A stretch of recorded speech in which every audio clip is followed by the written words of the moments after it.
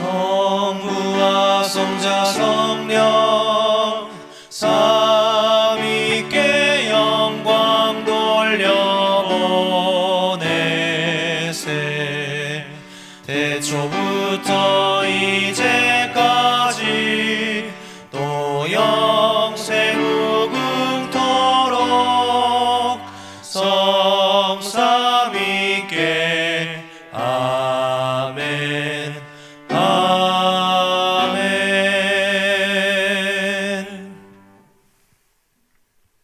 아버지 하나님, 이 안식일에도 아버지의 영이 우리 모든 성도들의 심령과 예배 장소에 함께하여 주심으로 늘 한결같은 은혜와 감동 속에 하나님을 경배할 수 있도록 도와주옵소서.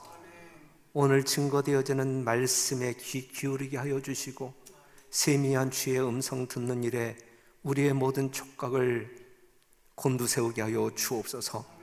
모든 영광 아버지께 돌려오며 우리 구주 예수님의 이름으로 간절히 기원합니다. 아멘. 성경 봉독 사도행전 20장 19절로 24절입니다. 곧 모든 겸손과 눈물이며 유대인의 관계로 말미암아 당한 시험을 참고 주를 섬긴 것과 유익한 것은 무엇이든지 공중 앞에서나 각 집에서나 거리낌이 없이 여러분에게 전하여 가르치고 오직 성령이 각 성에서 내게 증언하여 결박과 환난이 나를 기다린다 하시나 내가 달려갈 길과 주 예수께 받은 사명 곧 하나님의 은혜의 복음을 증언하는 일을 마치려 하면은 나의 생명조차 조금도 귀한 것으로 여기지 아니하노라.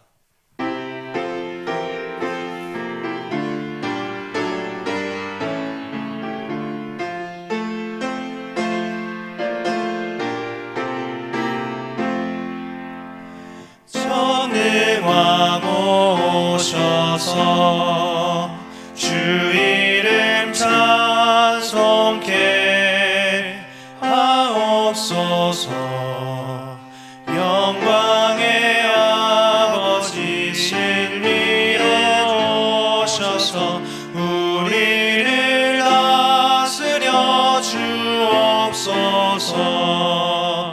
주 예수 오셔서 우리의 기도를 들으소서. 택하신 백성을 복 많이 주시고 그 마음 거룩해 하옵소서. 보혜사 오셔서 내 맘에 큰 증거 주옵소서. 능하신 힘으로 다스려 주시고 우리를 떠나지 마옵소서. 성삼위일체께 한없는 찬송을 드리소서. 존엄한 영광을 보게 해주시고 영원히 사랑케 하옵소서.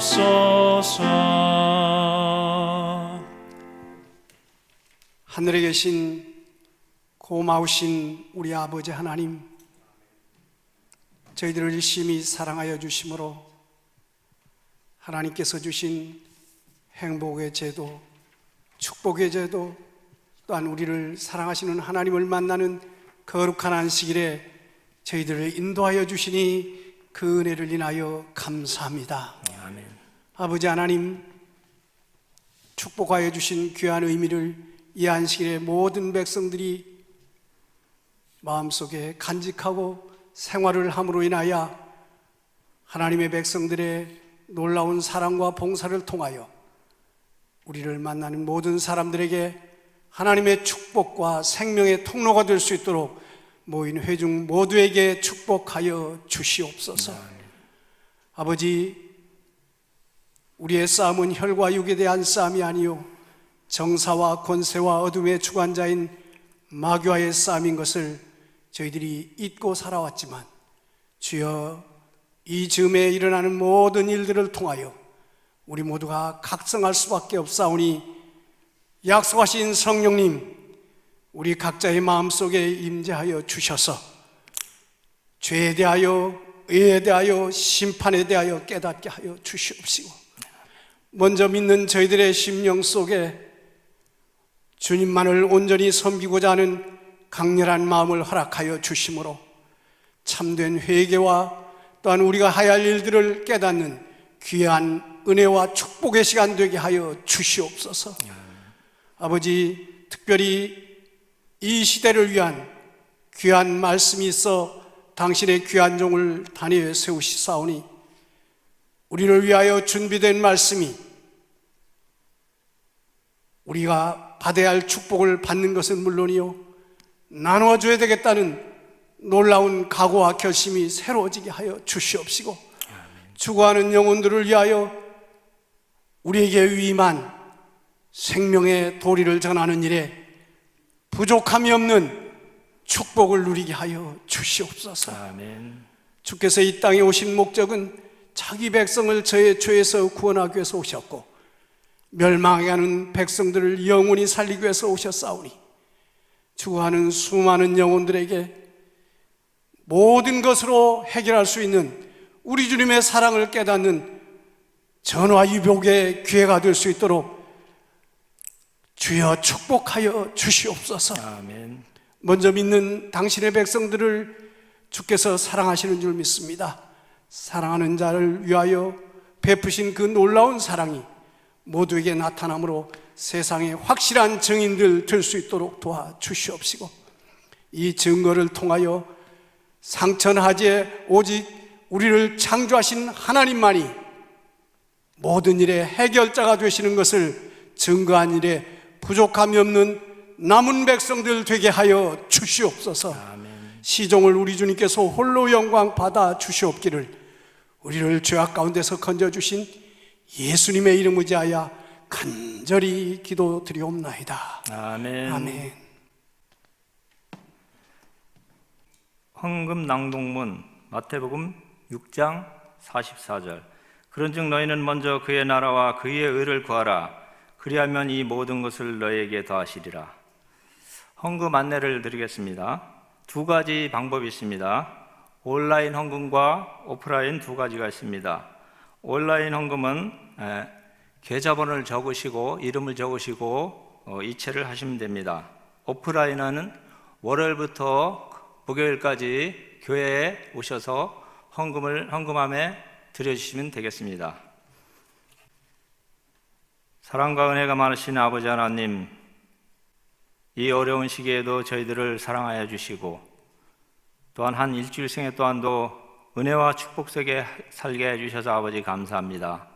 또한 저희들에게 복을 허락하여 주시고 또 생활할 수 있는 그러한 축복의 길을 허락하여 주셔서 아버지 감사합니다.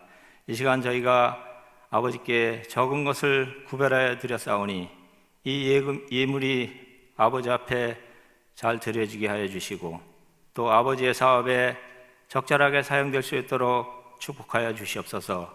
이 헌금을 드린 모든 손들 위에 하나님의 무한한 축복이 함께하여 주시옵기를 우리를 죄에서 구원하신 예수님의 이름으로 간절히 기도드립나이다. 아멘.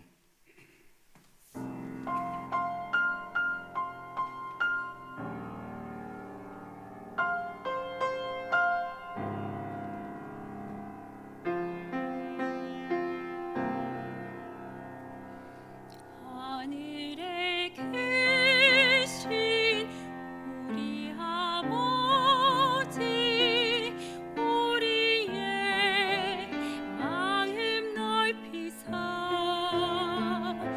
우주보다 크신 하나님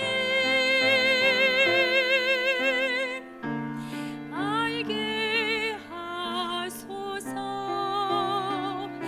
하늘에 계신 우리 아버지, 우리의 지경 넓히사 예수로만 우리의 기업을 삼게 하소서. 당신의 품 하늘보다 넓으니 온 땅을 안으소서. 우리 이제 일어나 기쁨으로 단을 거두리니 난 끝까지 황금 물결을 오시며 잃은 자 모두 찾으소서. 아버지 품으로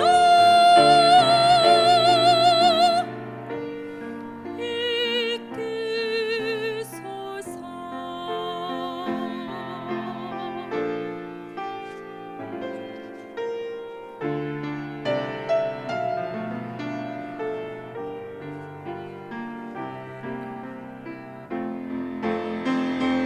당신의 품 하늘보다 넓으니 온 땅을 안으소서. 우리 이제 일어나 기쁨으로 단을 거두리니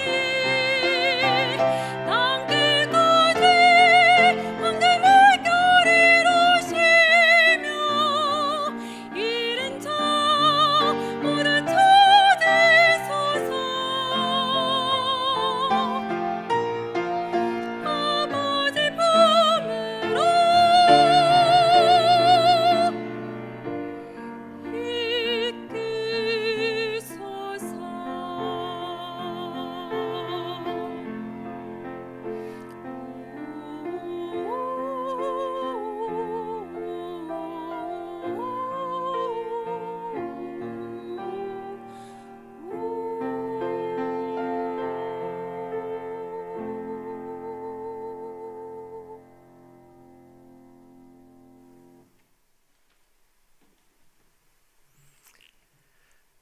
안녕하십니까?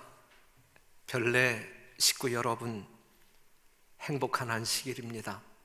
하지만 얼마나 깝깝하십니까? 잘 견뎌주셔서 정말 감사합니다. 하나님의 말씀, 창세기 41장에 있는 말씀을 읽어드리겠습니다. 이에 바로가 보내어 요셉을 부르매 그들이 급히 그를 옥에서 낸지라. 요셉이 곧 수염을 깎고 그 옷을 갈아입고 바로에게 들어오니 바로가 요셉에게 이르되 내가 한 꿈을 꾸었으나 그것을 해석하는 자가 없더니 들은즉 너는 꿈을 들으면 능히 푼다더라. 요셉이 바로에게 대답하여 가로되 이는 내게 있는 것이 아니라 하나님이 바로에게 평안한 대답을 하시리이다. 이 성경 말씀이 어떠한 말씀인지 잘 아시죠? 이 사건, 우리가 너무 감동적으로 접하는 사건 아닙니까? 7 살찐소, 7 파리한 소가 나타나서 삼켜버리잖아요. 충실한 7 이삭이 보이는데 마른 7 이삭이 먹어버리잖아요. 애굽왕 바로가 꾸었던 꿈. 그 다음 성경절 내용을 보면 38절, 바로가 그 신하들에게 이르되 이와 같이 하나님의 신에 감동한 사람을 우리가 어찌 얻을 수 있으리요. 그러면서 요셉이 총리가 되는 그러한 이야기가 성경 가운데 기록되어 있습니다. 감동적인 성경 기록입니다. 요셉의 인생 반전 이야기입니다. 여러분들이 아시는 대로 애굽왕 바로가 꿈을 꾸었습니다. 애굽의 박사와 술객들을 불렀지만 그들이 풀 수 없었습니다. 애굽왕 바로가 누구를 찾았어요? 요셉을 찾았습니다. 요셉은 애굽에 팔려간 노예였습니다. 바로가 자기의 꿈을 요셉에게 이야기해 주었습니다. 요셉이 왕의 꿈을 풀었습니다. 왕이 요셉을 애굽의 총리로 세워 그 꿈을 이루게 했습니다. 또 다른 성경절을 소개합니다. 다니엘서 2장 1절, 느부갓네살이 위에 있은지 2년의 꿈을 꾸고 그로 인하여 마음이 번민하여 잠을 이루지 못한지라. 이 성경 사건도 잘 아시는 사건이죠. 다니엘서 2장 25절에서 28절에 있는 말씀을 보면 이에 아리옥이 다니엘을 데리고 급히 왕의 앞에 들어가서 바벨론 왕 느부갓네살 왕이 꿈을 꾸었잖아요. 알고 싶었잖아요.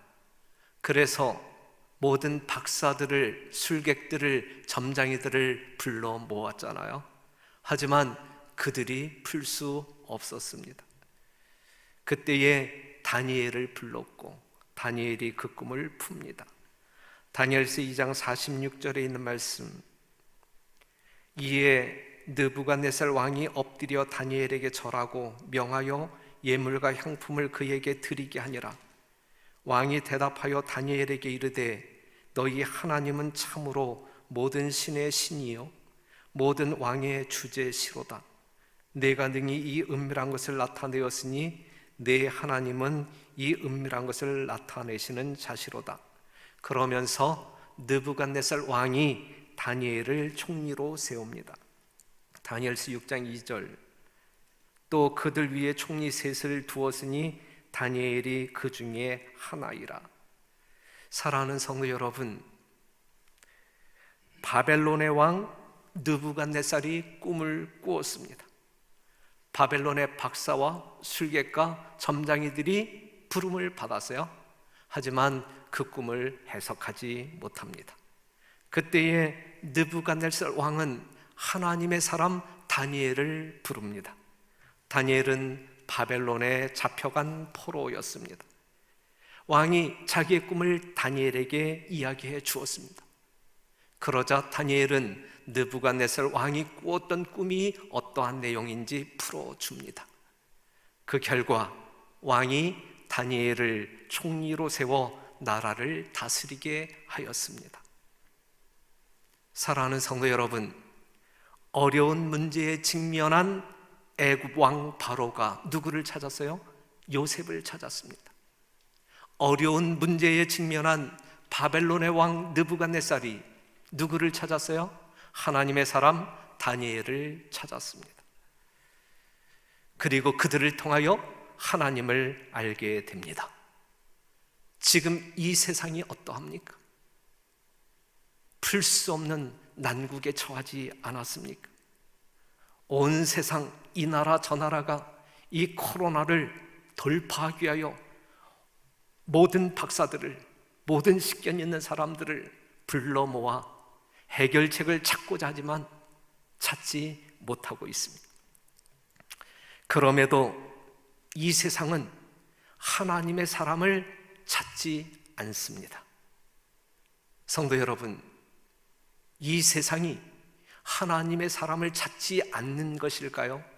아니면 찾을 사람이 없는 것일까요? 하나님의 신에 감동한 사람이 없다는 말이 맞는 것 아니겠습니까? 요셉과 같은 하나님의 신에 감동한 사람이 오늘 이 세상에 없고, 다니엘과 같은 명석한 하나님의 쓰임을 받는 일꾼이 없기 때문에 오늘날 이 세상이 이 어려운 난국을 돌파하기 위하여 하나님을 찾지 않는 것 아닙니까? 현실감이 없는 이야기 같지만 그래도 한번 생각해 봅시다. 우리가 제7일 안식일 예수 재림교회가 신실한 하나님의 백성으로 살았다면 분명 하나님 없이 사는 사람들과 달랐을 것입니다. 우리에게 주어진 건강기별대로 우리가 지금까지 살아왔다면 우리는 분명 세상의 관심 가운데 있었을 것입니다. 하늘 백성으로 놀랄만한 복된 결과를 가지고 살았을 것 같으면 세상이 이러한 시국에 우리를 찾았을 것입니다. 스바 여왕을 비롯한 수많은 이방 나라들이 솔로몬에게 가서 답을 얻고자 했던 것처럼 말입니다. 성도 여러분, 우리에게는 분명 세상 사람들과 다른 무엇이 있어야 합니다. 우리에게 그들의 유익을 위해 나눠줄 것이 있어야 합니다. 그래서 세상이 우리를 필요로 하는 교회가 되어야 합니다. 하나님이 우리와 함께 하심에 대한 증거를 가지고 살아야 한다는 말씀입니다. 신약 성경에 한 인물을 소개하면 여러분 모두가 존경하는 쫓고 싶은 바울의 삶에 변화가 있었습니다. 다메섹에서 예수님을 만난 이전과 이후가 달랐습니다. 품성도 달랐고 삶의 방식도 달랐습니다. 예수님을 만나기 이전의 바울과 예수님을 만난 이후의 바울은 분명 다르게 살았습니다. 사도행전 16장 9절에 있는 말씀, 밤에 환상이 바울에게 보이니 마게도냐 사람 하나가 서서 그에게 청하여 가로되 마게도냐로 건너와서 우리를 도우라 하거늘. 마게도냐는 하나님의 사람 누구를 불렀어요? 바울을 불렀습니다. 바울은 준비된 하나님의 사람이기 때문에 그렇습니다. 바울이 전 유럽에 그리스도의 복음을 전하며 교회를 세우지 않았습니까? 바울이 예루살렘으로 가는 도중 밀레도에서 에베소 교회 장로들을 초청하여 미팅을 합니다. 그리고 바울이 그들에게 이야기합니다. 사도행전 20장 20절, 유익한 것은 무엇이든지 공중 앞에서나 각 집에서나 꺼림이 없이 너희에게 전하여 가르치고 유대인과 헬라인들에게 하나님께 대한 회개와 우리 주 예수 그리스도께 대한 믿음을 증거한 것이라 그랬어요. 바울이 예수님을 만나기 전에는 성도들을 핍박함으로 하나님의 나라를 무너뜨리는 사람이었지만 예수님을 만난 이후에는 죄인들을 성도로 만들어 하나님의 나라를 확장하는 그러한 일꾼으로 쓰임을 받았습니다. 그는 그 일을 위해 공중 앞에서나 각 집에서나 장소를 가리지 않고 복음을 증거했어요. 유대인이나 헬라인이나 인종을 차별하지 아니하고 모두에게 복음을 증거합니다. 그는 예수님을 증거하는 일에 꺼리는 것이 아무것도 없었어요. 사랑하는 성도 여러분, 그는 겸손한 사도였습니다. 사도행전 20장 17절에서 19절에 있는 말씀, 19절에 있는 말씀을 읽겠습니다. 곧 모든 겸손과 눈물이며. 성도 여러분, 예수님을 만난 바울은 분명 겸손한 사람으로 달라졌어요. 겸손한 사람으로 변화되었어요. 첫날부터 지금까지 항상 한결같았습니다. 그는 실제적으로 자랑거리가 많은 사람이었어요. 예수님을 믿기 전에도 자랑거리가 많았고, 예수님을 믿고 난 이후 교회를 돌보면서도 다른 사람들과 비교할 수 없는 자랑거리가 참 많은 사람이었습니다. 하지만 그는 결코 자랑하는 사람이 아니었어요. 한번 보실래요? 빌립보서 3장 4절에 있는 말씀 보면, 그러나 나도 육체를 신뢰할 만하니 만일 누구든지 다른 이가 육체를 신뢰할 것이 없는 줄로 있는 줄로 생각하면 나는 더욱 그러하리니, 내가 8일 만에 할례를 받고 이스라엘의 족속이요 베냐민의 지파요 히브리인 중에 히브리인이요 율법으로는 바리새인이요 열심으로는 교회를 핍박하고 율법의 의로는 흠이 없는 자로라. 이 당시 어떠한 사람들이든지 이렇게 살았다고 하면 자기를 뽐내며 자랑하며 살았단 말이죠. 바울은 분명 자랑거리가, 이러한 자랑거리가 있었단 말이에요. 예수님을 만나기 전에 말이죠. 하지만 예수님을 만난 이후에도 그는 엄청난 자랑거리가 있었어요. 오늘 우리들의 신앙적 삶과 비교해 본다 할지라도 바울은 자랑할 만한 거리가 넉넉했어요. 한번 보실래요? 성경절이 길지만 그래도 봅시다. 고린도후서 11장 18절, 여러 사람이 육체를 따라 자랑하니 나도 자랑하겠노라. 너희는 지혜로운 자로서 어리석은 자들을 기쁘게 용납하는구나. 누가 너희로 종을 삼거나 잡아먹거나 사로잡거나 자고하다 하거나 뺨을 칠지라도 너희가 용납하는도다. 우리가 약한 것 같이 내가 욕되게 말하노라. 그러나 누가 무슨 일에 담대하면 어리석은 말이나마 나도 담대하리라. 너희가 히브리인이냐? 나도 그러하며, 저희가 이스라엘인이냐? 나도 그러하며, 저희가 아브라함의 씨냐? 나도 그러하며, 저희가 그리스도의 일꾼이냐? 정신없는 말을 하거니와 나도 더욱 그러하도다. 내가 수고를 넘치도록 하고 옥에 갇히기도 더 많이 하고 매도 수없이 맞고 여러 번 죽을 뻔하였으니, 유대인들에게 40에 하나 감한 매를 5번 맞았으며 3번 태장으로 맞고 1번 돌로 맞고 3번 파손하였는데 일주야를 기품에서 지냈으며, 여러 번 여행에 강의 위험과 강도의 위험과 동족의 위험과 이방인의 위험과 시내의 위험과 광야의 위험과 바다의 위험과 거짓 형제 중의 위험을 당하고, 또 수고하며 애쓰고 여러 번 자지 못하고 줄이며 목마르고 여러 번 굶고 춥고 헐벗었노라.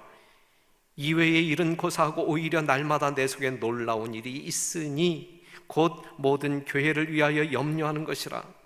누가 약하면 내가 약하지 아니하며 누가 실족하게 되면 내가 애타하지 않더냐 그랬거든요.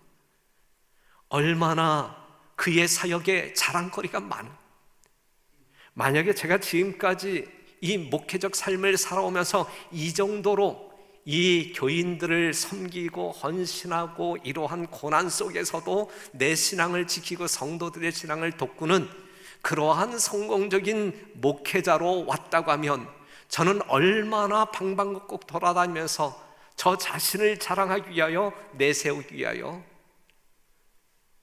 일을 했겠습니까? 사랑하는 성도 여러분, 바울 이 정도의 목회적 어떤 그 실적이라고 하게 되면 정말 자랑할 만하지 않습니까? 하지만 바울은 결코 자랑하지 않았습니다. 그는 모든 겸손으로 교회를 돌보며 하나님을 증거하는 일에 몰두했단 말이죠.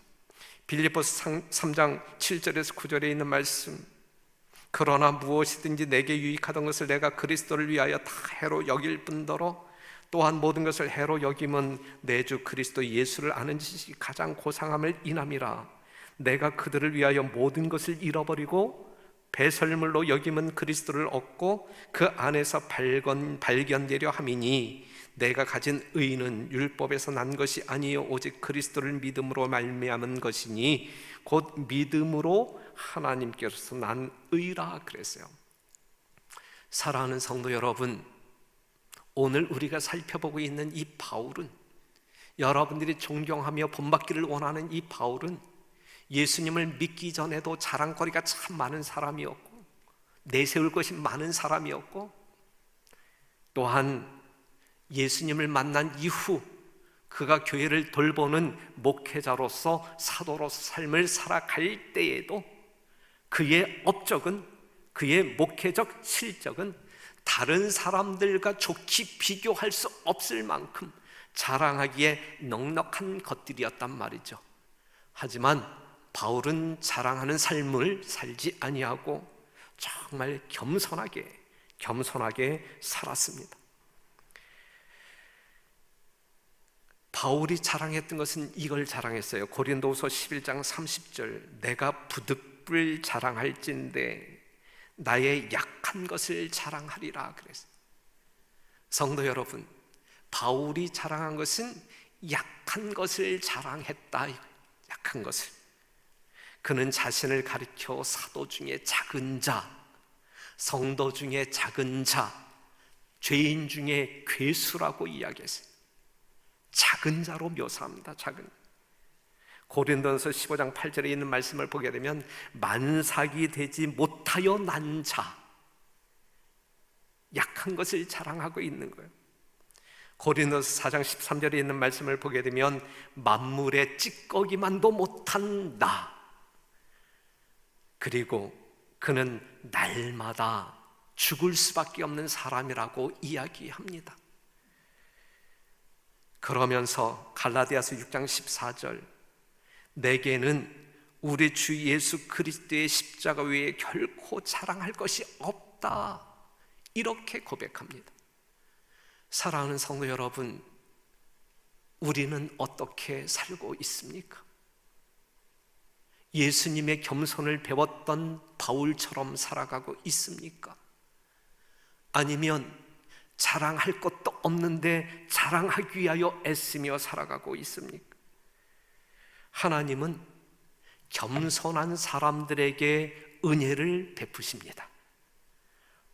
누가복음 6장 42절에 있는 말씀처럼, 사랑하는 성도 여러분, 제발 저를 비롯한 모든 성도들이 우리 자신의 눈에 박혀있는 들보를 먼저 보고 꺼내는 일에 집중하게 되기를 간절히 바라고, 다른 사람들의 눈에 박혀있는 티끌을 빼기 위하여 교만 떨지 말게 되시기를 간절히 바랍니다.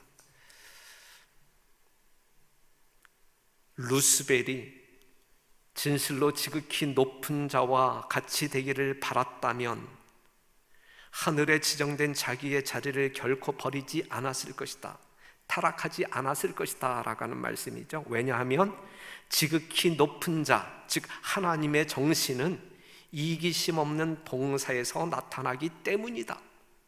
루스벨이 원한 것은 하나님의 능력이었지 그분의 품성은 아니었다 그랬거든요. 성도 여러분, 이 말씀을 통하여 우리가 얻을 수 있는 교훈이 무엇일까요? 우리는 하나님과 같이 되어야 할 것입니다. 하나님께서도 우리에게 그렇게 요구하시지 않아요? 내가 거룩한 것 같이 너희도 거룩하고 내가 온전한 것 같이 너희도 온전하라 그랬어요. 그런데 사랑하는 성도 여러분, 우리는 하나님과 같이 되기 위한 갈망의 마음을 가져야 되지 않겠습니까? 하나님과 같이 되기 위하여 노력하는 성도들이 되어야 되지 않겠습니까? 그러한 믿음으로 살아야 되지 않겠습니까? 그런데 여러분, 우리가 하나님의 품성을 구하지 아니하고 하나님의 능력만을 구하는 사람이 된다고 하면 우리는 분명 하나님의 사람이 아닌 사단의 사람으로 전락할 수밖에 없어요. 사단이 하나님의 품성을 구하지 아니하고 하나님의 능력만을 구했기 때문에 그가 사단이 되고 만 것이거든요. 성도 여러분, 명심합시다. 우리는 하나님의 품성을 구하며 하나님의 능력의 도구로 쓰임받기 위하여 우리 주 앞에 굴복하는 여러분과 제가 되기를 간절히 바랍니다. 명예에 앞서 겸비가 있다 그랬어요. 겸손한 사람만이 명예를 얻을 수가 있는 거예요. 겸손한 사람만이, 주께 굴복하는 사람만이 우리 하나님에 의하여 높임을 받을 수가 있는 것입니다. 사람들이 자기를 높이고 하나님의 크신 계획의 성공에 저들이 필수적인 존재라고 생각할 때, 나 아니면 아무것도 할 수 없다라고 생각할 때 주께서는 그들을 제쳐 놓으신다. 그리하여 주께서는 사람들에게 의존하지 않으신다는 것을 분명히 하신다. 그들이 사업에서 제거된다고 하여 그 사업이 중지되지는 않는다. 오히려 더욱 큰 권능을 가지고 전진한다 그랬어요. 사랑하는 성도 여러분, 교만한 사람은 하나님께 아무 쓸모가 없다라고 하는 말씀이에요. 교만한 사람을 통하여 하나님께서는 어떠한 일도 이루시지 아니한다는 말씀. 인간적인 안목으로 볼 때 그 사람이 그 일을 하지 않으면 우리 교회 망한다, 이렇게 생각되어지는 사람일지라도 그가 겸손하지 아니하고 교만한 마음을 가지고 사역을 한다고 하면, 저에게 해당되는 말이겠죠? 그렇게 사역을 한다고 하게 되면 하나님은 그 사람을 사용하지 아니하고 제쳐 놓으신다. 그래도 하나님의 교회는 전진하고 또 전진할 것이다 라고 하는 말씀이거든요. 그러니 사랑하는 성도 여러분, 우리의 심령 가운데 자리 잡고 있는 교만을 떨쳐버리고 예수님의 마음을 품으로 말미암아 예수님의 겸손을 소유하기 위하여 기도하며 노력하시는 여러분과 제가 되기를 간절히 바랍니다. 자랑거리가 없어 자랑하지 않는 겸손이 아닌, 자랑거리가 많지만 자랑하지 않는 겸손한 성도, 재림교회가 되었으면 참 좋겠습니다. 예수님의 십자가가 있는 사람은 참으로 큰 자랑거리가 있다 할지라도 배설물로 여깁니다. 예수님의 십자가가 없는 사람은 배설물과 같은 별것도 아닌 것임에도 불구하고 자랑하려고 애를 씁니다. 성도 여러분, 별내교회 성도 여러분, 우리는 결코 자랑하기 위하여 자기를 내세우는 사람이 아닌, 자랑거리가 있을지라도 모든 영광 하나님께 돌리고 자신은 오직 하나님 앞에서와 사람들 앞에서 겸손한 모습으로 생애하는 여러분과 제가 되기를 간절히 바랍니다. 사도는 분명 그 시대 다른 사람들과 달랐어요. 그는 눈물의 사도였습니다. 사도행전 20장 19절에 있는 말씀을 다시 보면 곧 모든 겸손과 눈물이며 그랬어요. 바울의 사역은 눈물로 범벅이 된 사역이었음을 볼 수가 있어요. 사도행전 20장 31절, 그러므로 너희가 일깨어 내가 3년이나 밤낮 쉬지 않고 눈물로 각 사람을 훈계하던 것을 기억하라. 처음부터 지금까지 밤낮 쉬지 않고 눈물로 각 사람을 훈계하던 것을 기억하라. 이 말씀을 보게 될 때 여러분, 분명 바울은 눈물의 사도였습니다. 그가 그리스도를 만나기 전에는 피도 눈물도 없는 박해자였지만 그가 예수님을 만난 이후에는 그의 눈에는 눈물이 마를 날이 없었어요. 사랑하는 성도 여러분, 그리스도인은 울어야 합니까? 그리스도는 울어야 합니까? 바울은 자기의 죄 때문에 울었습니다. 회개의 눈물이죠. 다시 한번 물을게요. 그리스도인은 울어야 합니까? 울어야 합니다. 뭐 때문에 울어야 합니까? 죄 때문에, 자기가 품고 있는 죄 때문에, 그 죄로 인하여 죽을 수밖에 없기 때문에 그 죄로 인하여 죄 때문에 울어야 합니다. 마치 누가복음 22장 61절에 있는 말씀처럼 주께서 돌이켜 베드로를 보시니 베드로가 주의 말씀 곧 오늘 닭 울기 전에 내가 3번 나를 부인하리라 하심이 생각나서 밖에 나가서 심히 통곡하니라. 이러한 통곡이 우리의 삶 가운데 있어야 되지 아니할까요? 우리의 죄 때문에 이 죄를 버리기 위하여 진정한 회심을 통하여 우리의 심령을 찢고 통곡하는 성도들이 되시기를 간절히 바랍니다. 그리할 때 그러한 여러분들에게 천국은 약속될 것입니다. 바울은 하나님의 은혜 때문에 울었습니다. 감사의 눈물입니다. 사랑하는 성도 여러분, 여러분들은 울어야 합니까? 울어야 합니다. 뭐 때문에 울어야 합니까? 하나님의 은혜가 너무 감사하여 너무 감동할 수밖에 없어서 우리는 울어야 합니다. 누가복음 7장 38절, 예수의 뒤로 그 발 곁에 서서 울며, 누구예요? 마리아, 막달라 마리아. 막달라 마리아가 서서 울며 눈물로 그 발을 적시고 자기 머리털로 씻고 그 발을 입맞추고 향유를 부으니, 막달라 마리아가 왜 울었어요? 왜 울면서 눈물을 흘렸어요? 그 눈물로 예수님의 발을 왜 씻기셨어요? 하나님의 은혜가, 예수님의 은혜가 너무너무 감사해서 결코 눈물을 흘리지 아니할 수가 없어서 눈물을 흘리는 것이거든요. 성도 여러분, 이러한 눈물 흘려야 합니까? 흘려야 합니다. 흘려야 합니다. 이러한 눈물 많이 흘리면 흘릴수록 여러분들의 믿음은 하늘을 향하여 더 높이 쌓아질 것입니다.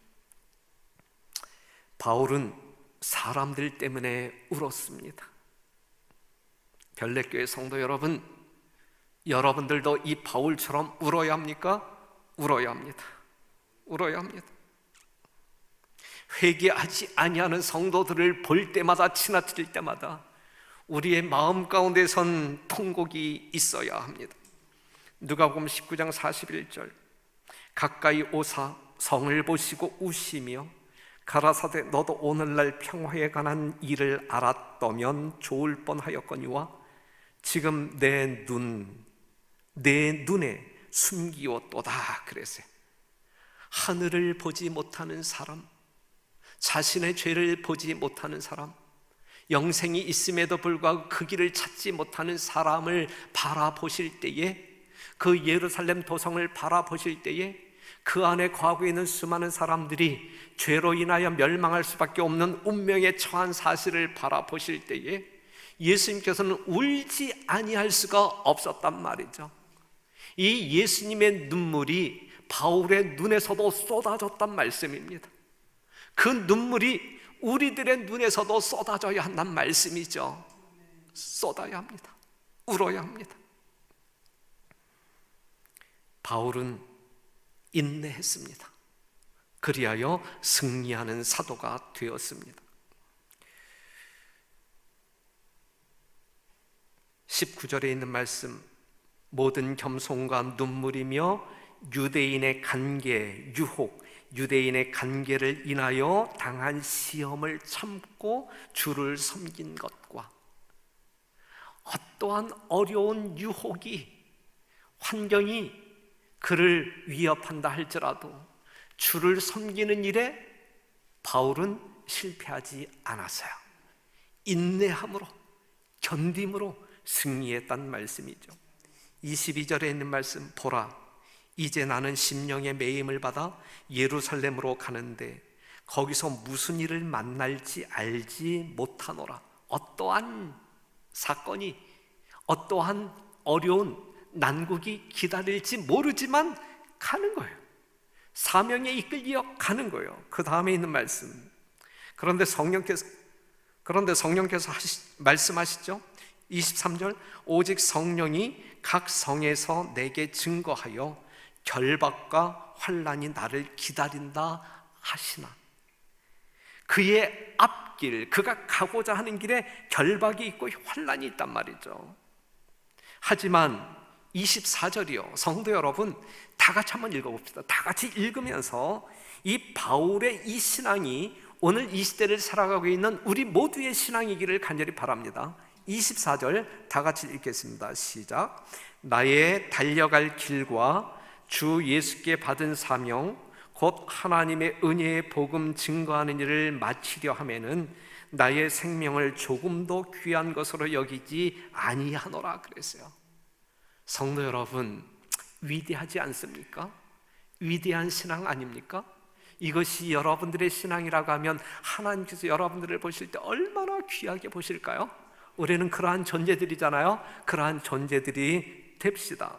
유대인의 간계를 인하여 당한 시험을 참고 주를 섬겼던 바울처럼 처음부터 지금부터 미래일지라도 주님 오시는 그날까지일지라도 우리는 참고 견디어 승리하는 성도들이 되어야 할 것입니다. 여러분 모두는 승리자로 하늘에 가야 합니다. 그렇게 되기를 간절히 호소합니다. 바울은 지금 예루살렘으로 갑니다. 말씀드렸지만 어떤 일을 만날지 몰라요. 성령을 통하여 결박과 환난이 있을 거라고 이야기했어요. 하지만 주의 복음을 증거하는 일에 자기의 생명을 결코 귀한 것으로 여기지 아니하고 할 일을 하기 위하여 갈 길을 가겠다라고 이야기하고 있는 것이거든요. 얼마나 아름다운 사도였습니까? 저도 이렇게 살았으면 참 좋겠는데 너무너무 부족해. 저를 위하여 기도해 주시기를 바랍니다.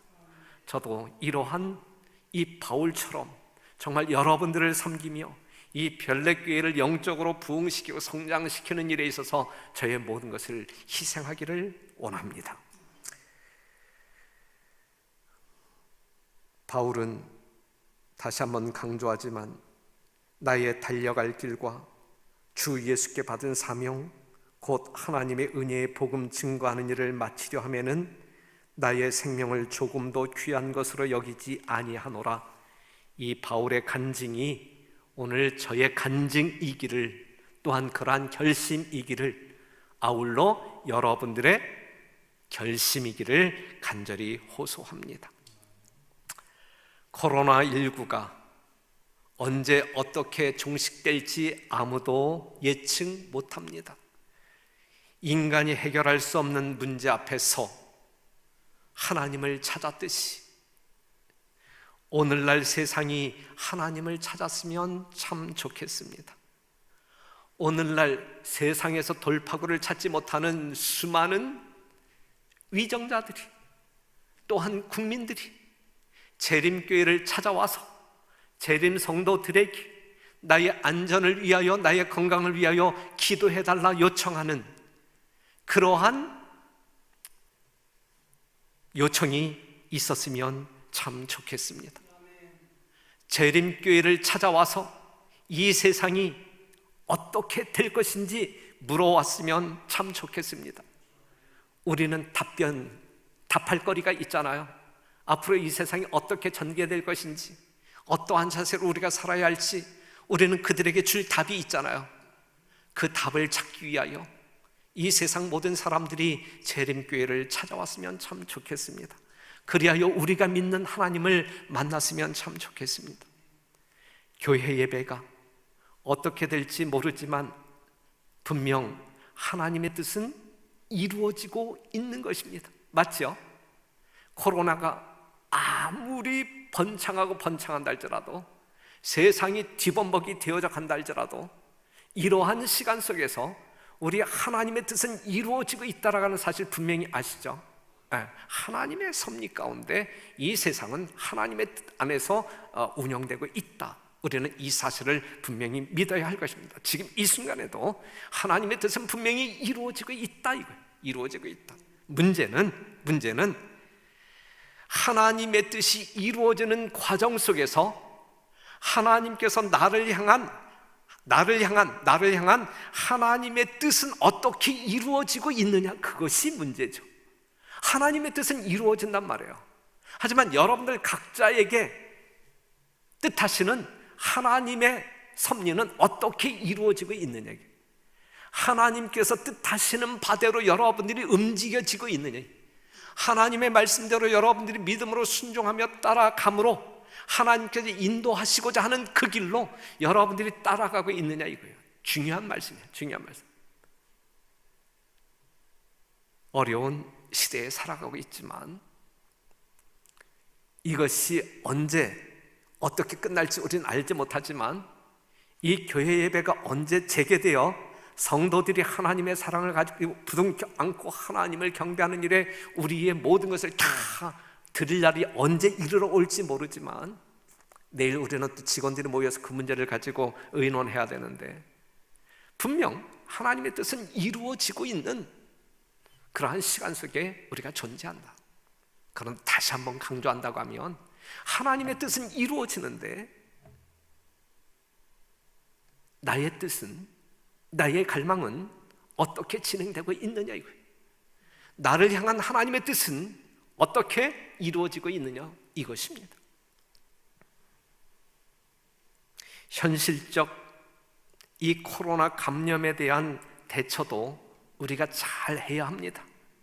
잘 해야 하지만 영적인 대처는 더 잘 해야 합니다. 맞죠? 예. 우리가 코로나에 감염되어서는 안 돼요.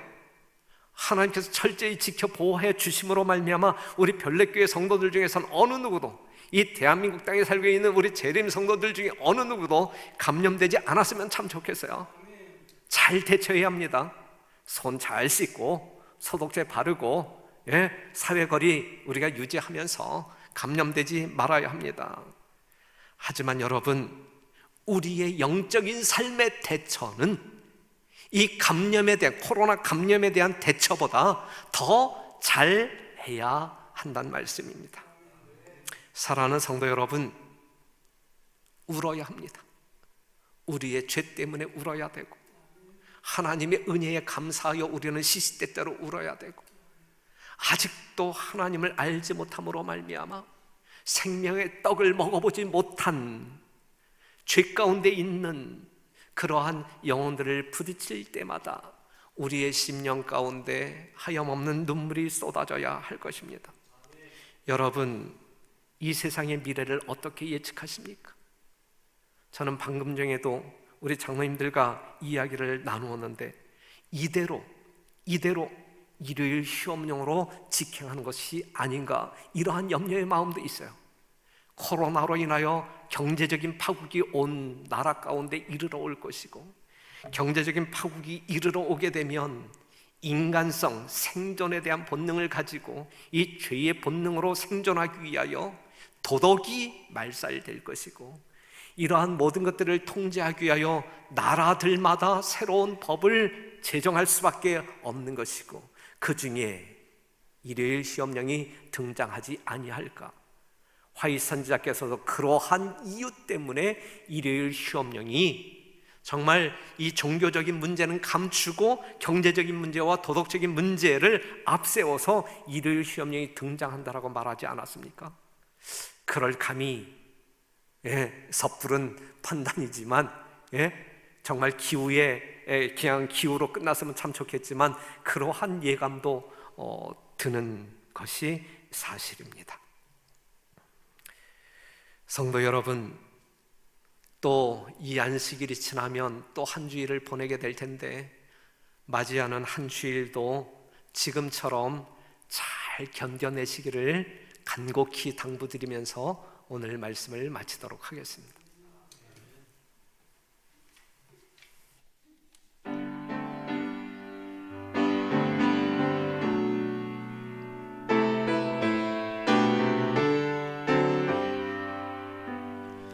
영광의 그날이 오면 저 하늘 더욱 밝으리, 새 천사 공중에 힘차게 날아가는 그날부터 주의 중보 마치고 만왕의 왕 오실 그때까지 천사여 날개를 펼쳐라. 새 천사여 날개를 펼쳐라. 이 하늘에서 저 하늘로 새 천사여 날개를 펼쳐라. 기별 속히 전하라. 영광의 그날이 오면 온 세상 더욱 빛나리. 영원한 복음이 담대히 외쳐지는 그날부터 주의 심판 끝나고 만주의 주 오실 그때까지 성도들아 복음을 전하라. 성도들아 복음을 전하라. 이 마을에서 저 마을로 성도들아 복음을 전하라. 복음 속히 전하라. 영광의 그날이 오면 온 천지 더욱 환하리. 인치는 천사의 사명이 이루어지는 그날부터 주의 백성 구하러 영광의 왕 오실 그때까지 남은 자여 창조주 전하라.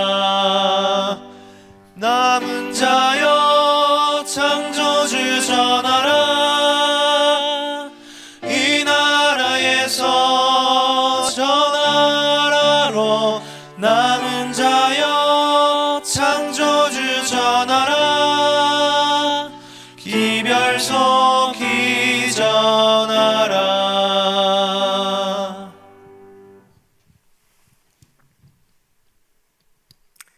하늘에 계신 아버지, 앞으로 일어날 일들에 대하여 아는데 언제일지는 모르겠습니다. 그래서 이 상황을 어떻게 대처하는 것이 옳은지 모르겠습니다. 깨우쳐 주시옵소서. 우리의 인간적 생각보다는 하나님의 뜻을 분별하여 선택할 수 있는 지혜와 믿음을 도와주옵소서. 우리 모든 성도들을 하나님께 위탁합니다. 건강하고 안전하게 복되게 지켜주십시오. 예수님의 이름으로 간절히 기도합니다. 아멘.